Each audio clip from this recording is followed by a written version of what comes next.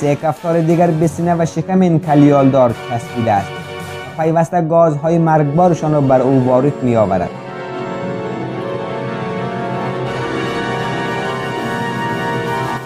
این بچه گوز نیالدار که پشتوانه مادر را از دست داده است طعمه کفتار می شود.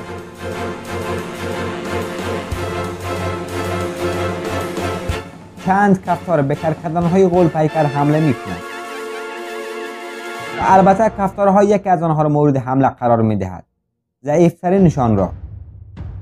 با این وجود همین کرکدن هم تقریبا طعمه محال برای کفتارها است.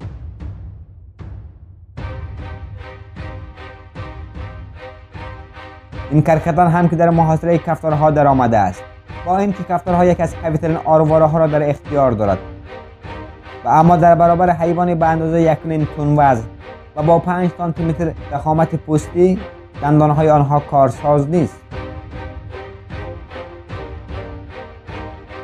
حمله کفتار به بوفالو. بوفالو یکی از خشن‌ترین حیوانات آفریقا است. آنها مجهز به شاخه‌های تیز و هیکل قوی هستند. اما در برابر گروهی از کفتارها این جانور عظیم چه خواهد کرد؟ این بوفالو دیگر واقعا از زندگی ناامید گشته است. بوفالو اجازه داده است تا کفتار زنده او را بخورد. در اینجا کفتار بازور غذا را از چنگ 2 یوزپلنگ در می آورد. جا دارد به خاطر قلدروی همین کفتار یک لایک را به ویدیو بزنید. دوباره یوزپلنگ دیگر از ترس کفتار طعمه خودش را رها می کند. و اما در واقع با این کار کفتار طعمه نیمه جان شانسی زنده ماندن پیدا می کند. در اینجا سگ‌های وحشی در برابر کفتار ایستادگی می کند. 2 کفتار در برابر چندین سگ وحشی. سگ‌های وحشی به دنبال ضعیف‌ترین کفتار است و اما مادرش از او مراقبت می کند.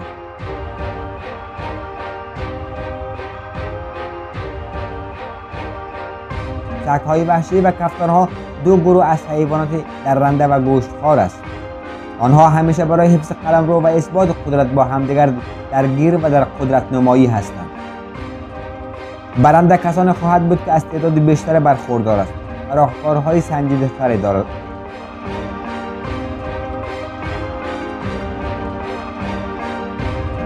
پلنگ پیر در آخرین روزهای زندگیش با کفتارها سردوچار می شود و از جهات مختلف بر او حمله می کند. وضعیت بد گریبانگیری این پلنگ شده است.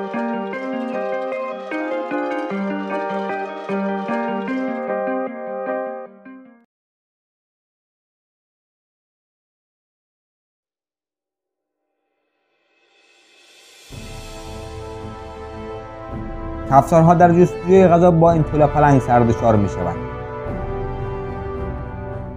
پلنگ جوان وقتی دشمن چنین خطرناک را در برابر خودش می بیند پا به فرار می گذارد و موفق می شود که جانش را نجات دهد.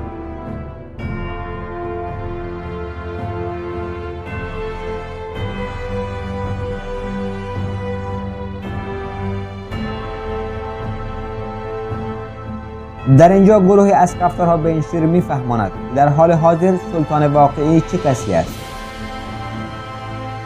10 کفتار به صورت وحشیانه این شیر مادر را مورد حمله ایشان قرار می دهد. بلایی که این کفتارها بر سر این شیر ماده آورد شاید دیگر در تمام زندگی ادعای سلطان بودن نکند.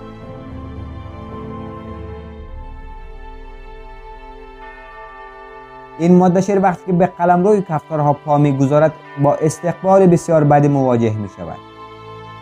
شیر در اینجا اعتماد به نفسش را از دست داده است. هیچ تمایلی به جنگیدن ندارد.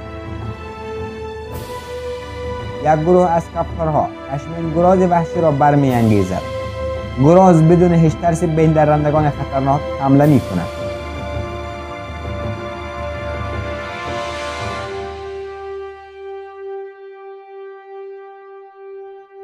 سپاسگزارم که تا این لحظه با من بودید. در این کانال ویدیوهایی از حیات وحش و حیوانات را منتشر میکنیم. هر کس که مایل به دیدن ویدیوهای حیوانات بودن کانال ما را سابسکرایب کند و دکمه زنگوله را هم فعال بسازند تا ویدیوی بعد هر جای این دنیا که هستید حتما مراقب سلامتیتان باشید. بدرود.